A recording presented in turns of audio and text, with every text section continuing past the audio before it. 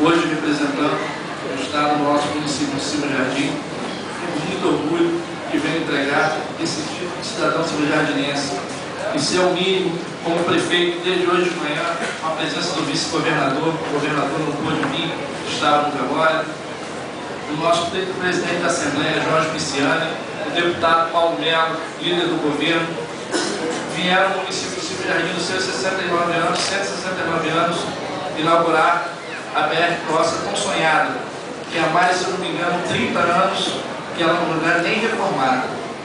E eu quero aqui, em nome da Câmara de Vereadores, o senhor manda ao governador do Estado, o senhor Sérgio Cabral Filho, que investiu em 1 ano e meio mais de 15 milhões de reais no nosso município de Cimo Jardim. Antigamente, o nosso município, por ter pouco voto, os governantes não investiram dessa maneira que estão investindo.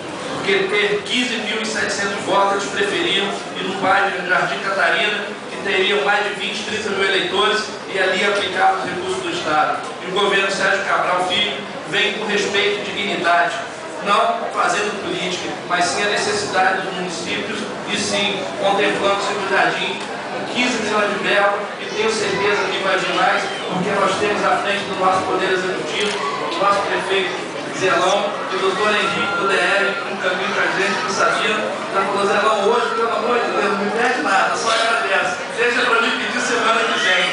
Mas se não fosse também o prefeito Zelão pedir, né, ao governador do Estado, tanto que vem lutando e pedindo, nós não estaríamos tanto recursos do Estado.